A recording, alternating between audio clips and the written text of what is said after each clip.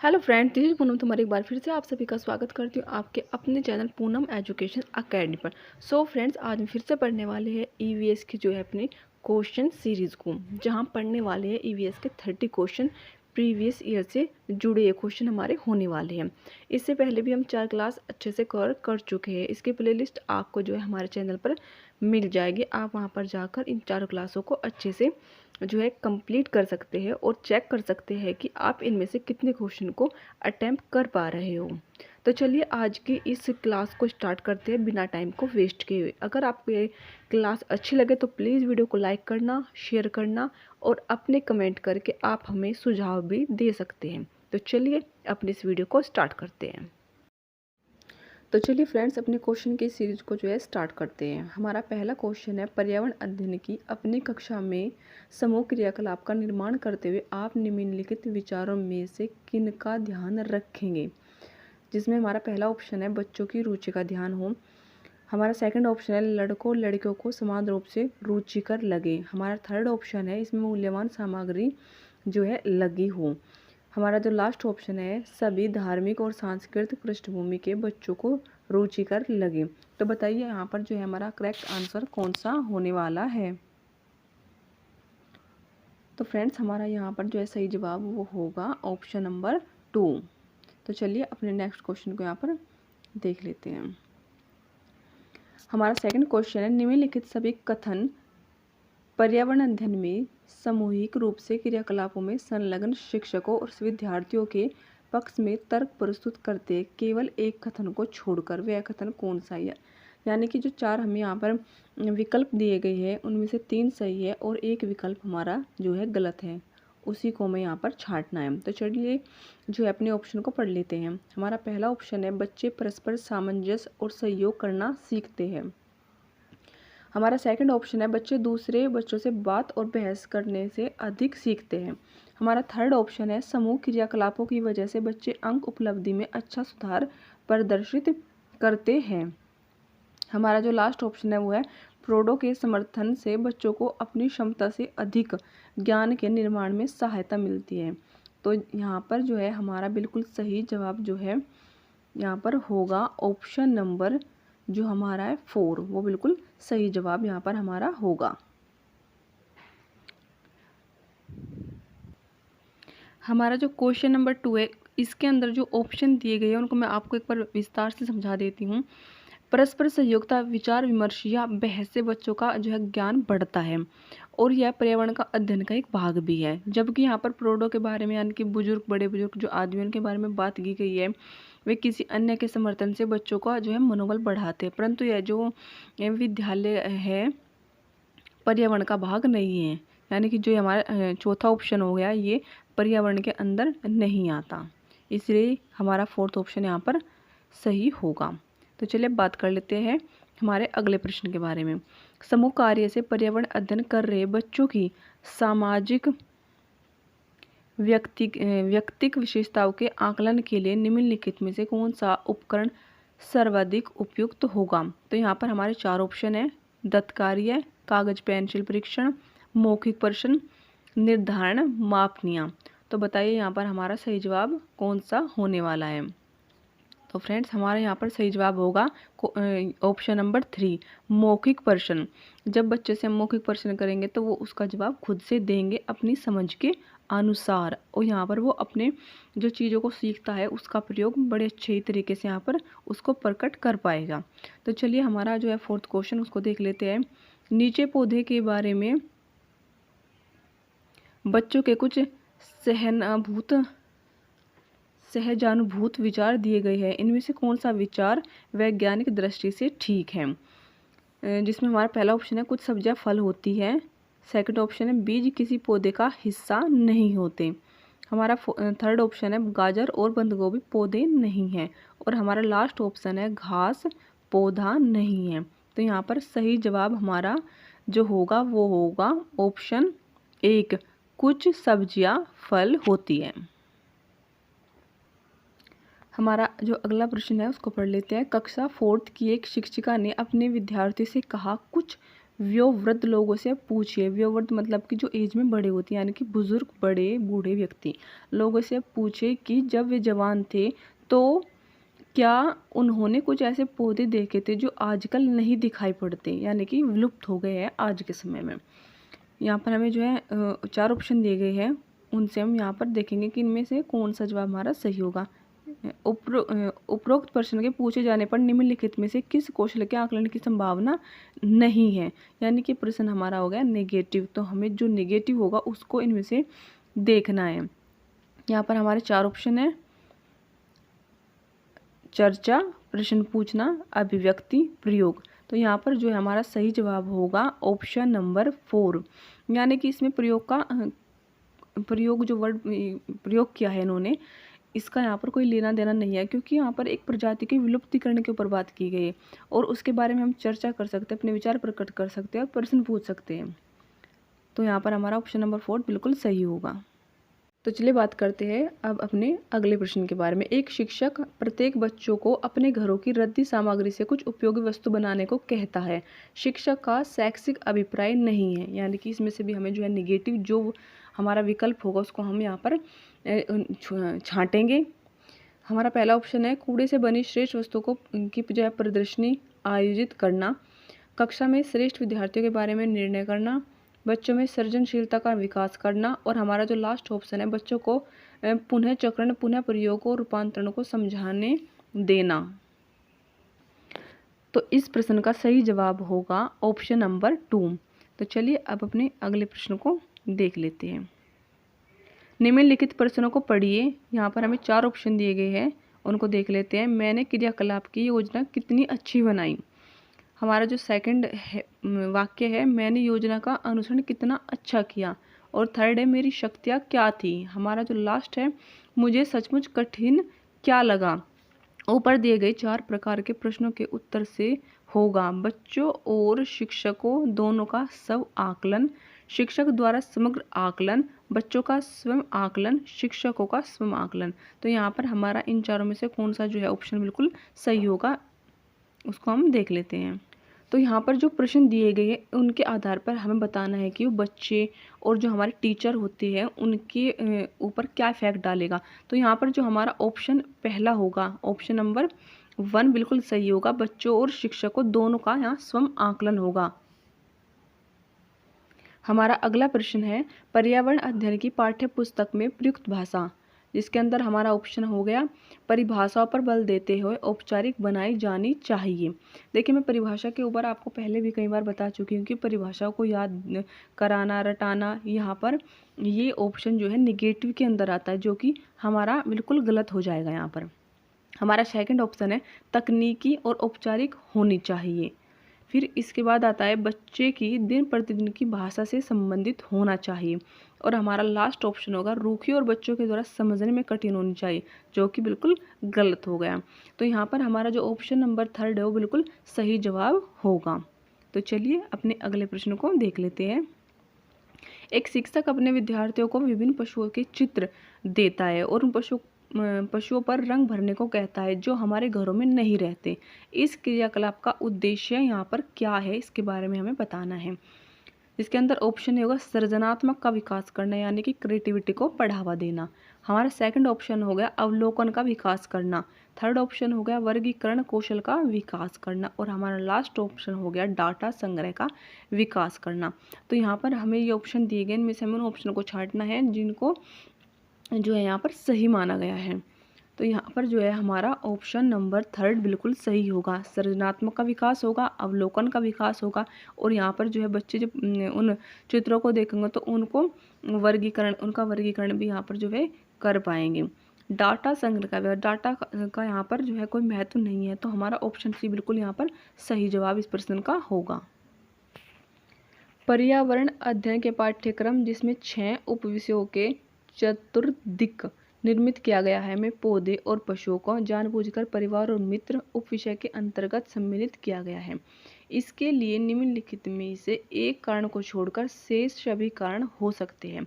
वह एक कारण कौन सा है, यानी कि यहाँ पर भी हमें एक नेगेटिव पॉइंट दिया गया है इन विकल्प के अंदर, उसको यहाँ पर हमें छांटना है।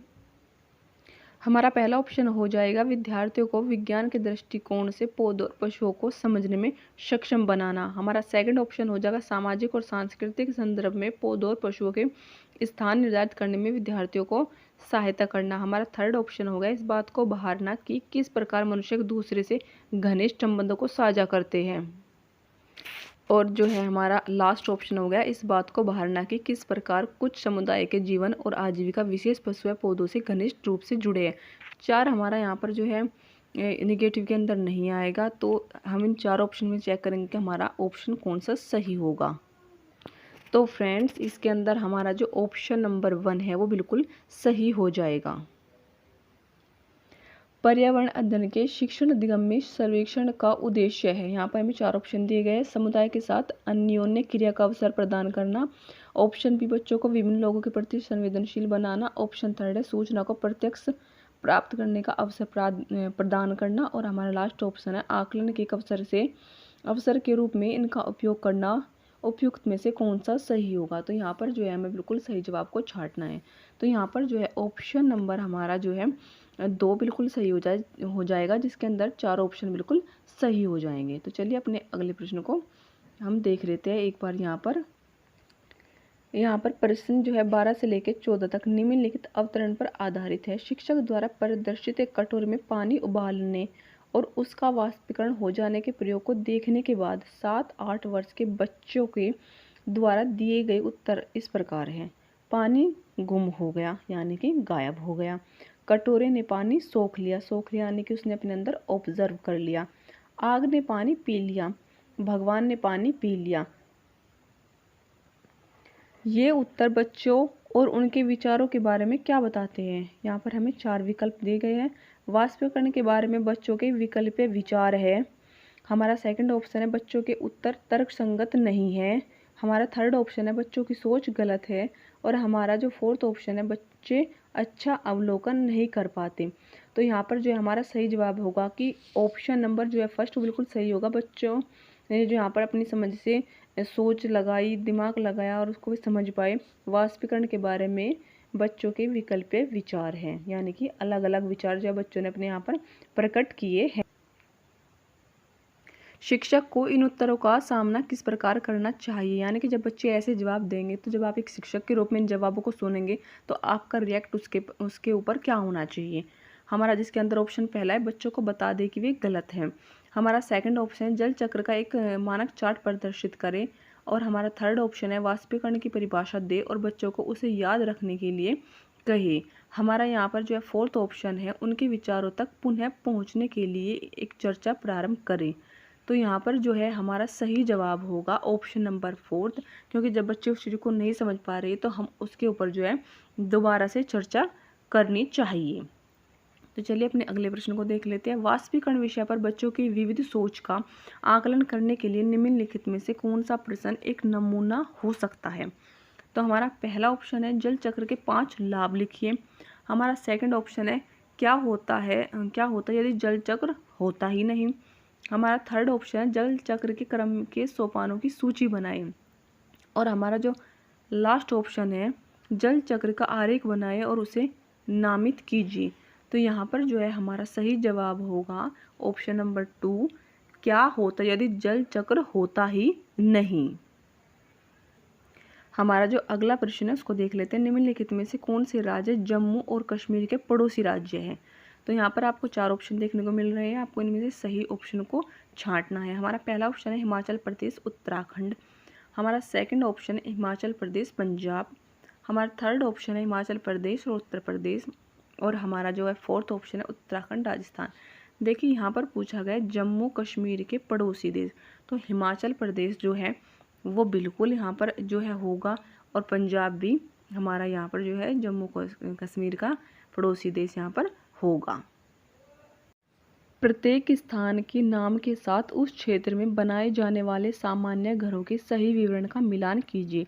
यहाँ पर हमें स्थानों के नाम दिए गए हैं और उन स्थानों पर जो है जो भी घर बनते हैं उनसे इन स्थानों को यहाँ पर हमें जो है मैच कराना है। तो चलिए देख लेते हैं इन स्थानों को और पता करते हैं कि क्या होगा इनका सही जवाब। मनाली सबसे पहले आ गया। बांस के खंभों पर बने ऊंचे उठे घर, यानी कि जो बांस के खंभों पर ऊंचे उठे हुए घर है वो कौन सी जगह पर जो है आपको देखने को मिलते हैं। तो ये हो गया, हमें जो है जो ऊंचे ऊंचे मकान है वो हमें देखने को मिलते हैं असम के अंदर। उसके बाद आ जाता है पत्थर या लकड़ी से बने ढालू छतों वाले घर।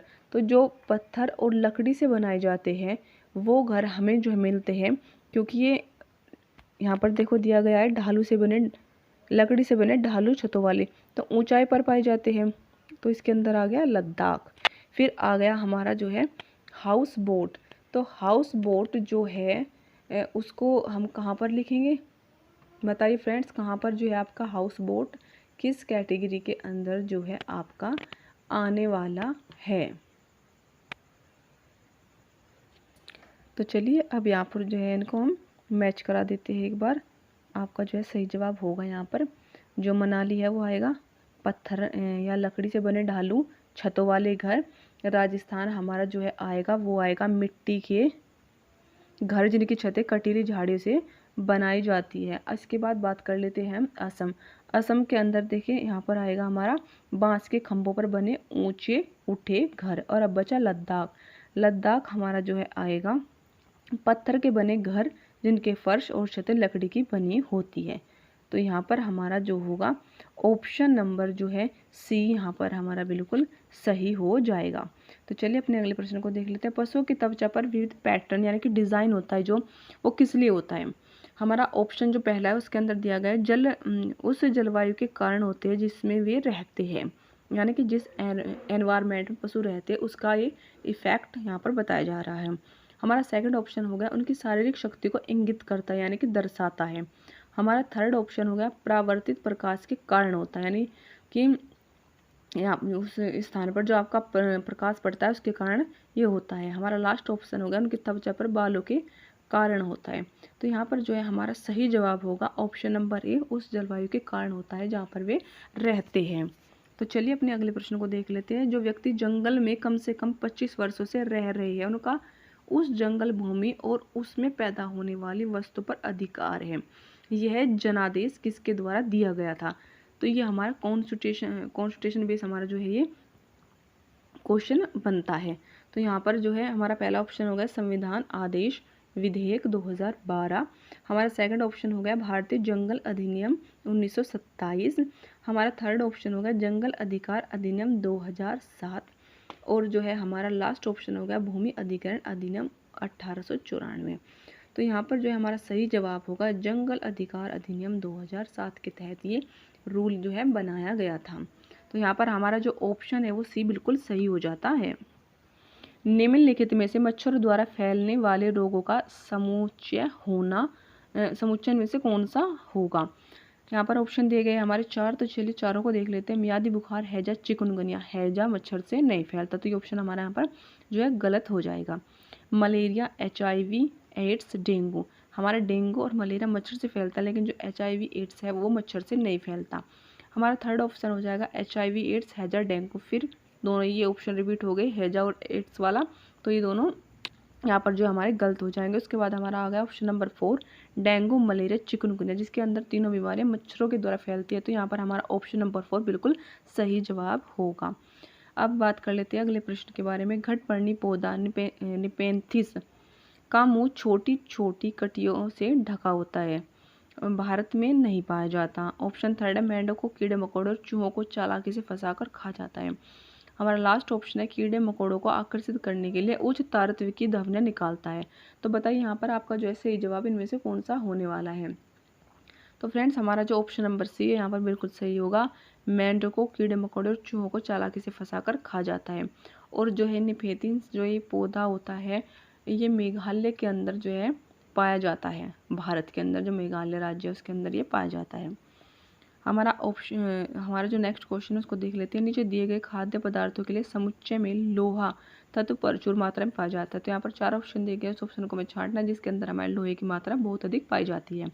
पालक, आंवला, पालक, गुड़। और जो हमारा सेकंड ऑप्शन है आंवला, पालक, आलू। थर्ड ऑप्शन है आंवला, आलू, टमाटर, और जो हमारा लास्ट ऑप्शन है बंद गोभी, भिंडी, गुड़। तो यहाँ पर जो है हमारा ऑप्शन नंबर फर्स्ट बिल्कुल सही होगा, आंवला, पालक, गुड़। हमारा यहाँ पर जो अगला प्रश्न उसको देख लेते हैं। हमारे देश के लगभग सभी भागों में मिर्च का उपयोग भोजन पकाने में किया जाता है। हमारे देश में मिर्च को लाने वाले व्यवसायी आए थे, यानी कि जो हमारे अंदर मिर्च लेके आए थे, यहाँ पर बताना है कि वे किस देश के निवासी थे। उज्बेकिस्तान के, दक्षिण अमेरिका के, अफगानिस्तान के, ऑस्ट्रेलिया के। तो यहाँ पर जो है हमारा सही जवाब होगा ऑप्शन 2 दक्षिण अमेरिका के। निम्नलिखित में से कौन सा पक्षी कैटस पौधे के कांटों के बीच अपना घोंसला बनाते हैं? शक्करखोरा, बयां, कलचीड़ई, फाख्ता। तो यहाँ पर हमारा जो सही जवाब होगा वो होगा ऑप्शन नंबर जो है 4 फाख्ता। हमारा अगला प्रश्न है, किसी पशु के विषय में नीचे दिए गए विवरण को पढ़िए और उस पशु को पहचानिए। यह भालू जैसा दिखता है परंतु भालू नहीं है। यह दिन के लगभग 17 घंटे वृक्षों की शाखाओं से उल्टे लटक कर सोता है। जिस वृक्ष पर रहता है उसी की पत्तियां खाता है। यह लगभग 40 वर्षों तक जो है जीवित रहता है, यानी कि जो उसकी आयु है वो 40 वर्ष मात्र होती है। तो वो होता है लंगूर, चिंपैंजी, पैंडा या स्लोथ। तो यहाँ पर जो है हमारा जो सही जवाब होगा वो होगा यहाँ पर हमारा जो है ऑप्शन नंबर 4 स्लोथ। तो ये हमेशा जो है अधिकांश ना इसका समय अपने जीवन का उल्टा लेटकर सोने में ही चला जाता है। यह एक बहुत ही जो है शांत जानवर होता है और ये अपनी जो है पूरी जो उम्र होती है उसके अंदर लगभग कुल 8 ही पेड़ों पर जाता है, ज़्यादा ये घुमा फिरी नहीं करता। तो चलिए अपने अगले क्वेश्चन को देख लेते हैं। नीचे दिए गए जीवों के समूह में से किन की दृष्टि श्रेष्ठ होती है तथा मनुष्य की तुलना में 4 गुनी अधिक दूरी की वस्तु को देख सकते हैं? जिसके अंदर हमारे 4 ऑप्शन दिए गए, जिसमें आता है बाघ, तेंदुआ, सांड। सेकंड ऑप्शन सांप, रेशम कीट, छिपकली। थर्ड ऑप्शन है चील, गरुड़, गिद्ध। और जो हमारा लास्ट ऑप्शन है मधुमक्खी, मच्छर और तितली। तो यहाँ पर जो है हमारा सही जवाब होगा ऑप्शन नंबर 3। तो चलिए अपने अगले प्रश्न को देख लेते हैं। नीचे दिए गए खेती करने के विवरण को पढ़िए और इस ढंग से पहचान कीजिए। एक फसल को काटने के पश्चात खेत को कुछ वर्षों के लिए खाली छोड़ दिया जाता है। उसमें कुछ भी नहीं उगाया जाता। इस भूमि में बांस या अन्य खरपतवार जो भी कुछ उगाया जाता है उन्हें उखाड़ा नहीं जाता, काट कर जला दिया जाता है। यह राख भूमि को उर्वर बनाती है, यानी कि जो है उसकी उपजाऊ शक्ति को बढ़ाती है।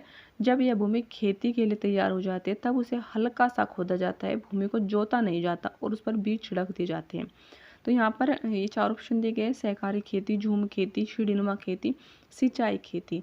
तो यहाँ पर जो है हमारा बिल्कुल सही जवाब होगा ऑप्शन नंबर 2 झूम खेती। जब कोई सपेरा अपने वाद्य यंत्र बीन को बजाता है तो सांप उसकी धवनी पर अपने सिर को इधर उधर घुमाता है। आपके विचार से सांप वाद्य यंत्र के प्रति अनुक्रिया कैसे कर रहा है? तो यहाँ पर 4 ऑप्शन दिए गए, उस वाद्य यंत्र द्वारा उत्पन्न कंपनों के प्रति अनुक्रिया करके। सेकंड ऑप्शन है उस वाद्य यंत्र को सूंघकर। थर्ड ऑप्शन है उस वाद्य यंत्र की ध्वनि को सुनकर। और हमारा जो लास्ट ऑप्शन है उस वाद्य यंत्र की गति को देखकर। तो जो हमारे यहाँ पर बेस्ट जवाब होगा वो होगा ऑप्शन नंबर 1। देखिए सांप को जो है सुनाई नहीं देता, तो सुनने के प्रति तो वो कोई रिएक्ट करेगा ही नहीं, लेकिन कंपन को महसूस कर सकता है। तो यहाँ पर ऑप्शन नंबर 1 जो है हमारा बिल्कुल सही जवाब होगा। परिवार एक इकाई होता है जिसमें माता पिता और उनके 2 बच्चे होते हैं। कथन सही नहीं है क्योंकि इस कथन में स्पष्ट करना चाहिए कि बच्चे जैविक होते हैं। सही नहीं है क्योंकि परिवार के कई प्रकार के होते हैं, तब परिवार का केवल एक ही प्रकार में वर्गीकरण नहीं किया जा सकता। हमारा थर्ड ऑप्शन है सत्य है क्योंकि यह किसी आदर्श परिवार का आकार है। और हमारा जो लास्ट ऑप्शन है सत्य है क्योंकि सभी भारतीय परिवार इसी प्रकार के होते हैं। तो हमारा जो है यहाँ पर सही जवाब होगा सही नहीं है क्योंकि परिवार कई प्रकार के होते हैं। हमारी जॉइंट फैमिली होती है, स्मॉल फैमिली होती है, और जो है जिसके अंदर हमारे बहुत सारे इंक्लूड हो जाते हैं मेंबर्स। तो यहाँ पर जो ऑप्शन नंबर 2 बिल्कुल सही जवाब होगा। मानवों के पेट में आमाशय रस की प्रकृति होती है और वह भोजन के पाचन में सहायता करती है। 4 ऑप्शन दिए गए, उभयधर्मी, उदासीन, अम्लीय, क्षारीय। तो यहाँ पर जो है हमारा सही जवाब होगा अम्लीय। हमारा जो लास्ट क्वेश्चन है उसको देख लेते हैं फ्रेंड्स। कक्षा 3 के एक शिक्षक ने अपने बच्चों को निम्नलिखित पेड़ पौधों की पत्तियों को विभिन्न वर्गों में वर्गीकृत करने को कहा, जैसे नींबू, आम, तुलसी, पुदीना, नीम, केला आदि। कुछ विद्यार्थियों ने पत्तियों का वर्गीकरण इस प्रकार किया। देखिए यहाँ पर कुछ पत्तों को दिया गया है बच्चों को, तो फिर उसको अपने दिमाग के हिसाब से, अपनी समझ के हिसाब से उसको डिवाइड करेंगे एक ग्रुप बनाकर। तो देखते हैं कि इनके अंदर क्या क्या ऑप्शन दिए गए हैं। हमारा पहला ऑप्शन है दवाओं के, जो दवाओं यानी कि मेडिसिन के गुणों वाली पत्तियाँ और दवाओं के गुण से रहित पत्तियाँ, यानी कि एक तरफ रखेंगे मेडिकल, जिनमें मेडिकल गुण होते हैं, और एक के अंदर जो ये गुण नहीं पाए जाते। हमारे बाकी ऑप्शन को देख लेते हैं एक बार। यहाँ पर फिर सेकंड ऑप्शन दिया गया है बड़ी पत्ती और छोटी पत्ती, यानी कि दो कैटेगरी में डिवाइड करते हैं। एक के अंदर वो मेडिकल वाले गुण दिखाते हैं और एक के अंदर वो उनकी शेप के हिसाब से उनको डिवाइड करते हैं। शिक्षक ने समूह ए को सही माना और समूह बी को गलत। तो यहाँ पर जिसके अंदर मेडिकल ए के अंदर ऑप्शन ए के अंदर पत्तियों को मेडिकल बेस पे डिवाइड किया गया था और बी के अंदर उनको उनकी शेप के अकॉर्डिंग, लेकिन जो शिक्षक है उसने समूह ए को सही माना तो उसके बारे में यहाँ पर बताया गया है और बी को गलत माना। निम्नलिखित कथनों में से कौन सा कथन अधिगम प्रतिबिंब करता है? ऑप्शन ए, यह क्रियाकलाप पत्तियों से सूचना ग्रहण करने पर केंद्रित है, इनका भिन्न अर्थ लगाया जा सकता है। हमारा सेकंड ऑप्शन होगा बच्चे बहुत प्रकार के संदर्भों से कक्षा में ले आते हैं जिनका सराहनीय होनी चाहिए, यानी कि बहुत सारी चीज़ों को अपनी सोच समझ के हिसाब से व्यक्त करते हैं जिनको उनको सम्मान की नज़र से देखा जाना चाहिए, यानी कि बच्चों को इग्नोर नहीं करना चाहिए। जो अपनी बातों को, अपने भाव को प्रकट कर रही है उनको महत्व देने की बात की गई है। थर्ड हमारा हो गया अपने अनुभव पर निर्भर करते हुए बच्चे वर्गीकरण के बहुत से तरीकों का उपयोग कर सकते हैं। और हमारा जो लास्ट ऑप्शन हो गया वो हो गया वर्गीकरण का कार्य बहुत विशिष्ट और स्तरीकृत है तथा इसका एक ही सही उत्तर होता है।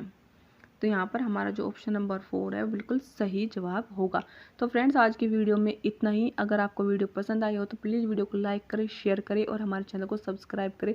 देखिए फ्रेंड्स, अगर आप वीडियो को लाइक करेंगे तो उससे हमें एक मोटिवेशन मिलता है, क्योंकि हम इन सवालों को बहुत ही मेहनत के साथ आपके लिए जो है लेकर आते हैं। तो प्लीज़ अपना सपोर्ट बनाए रखें।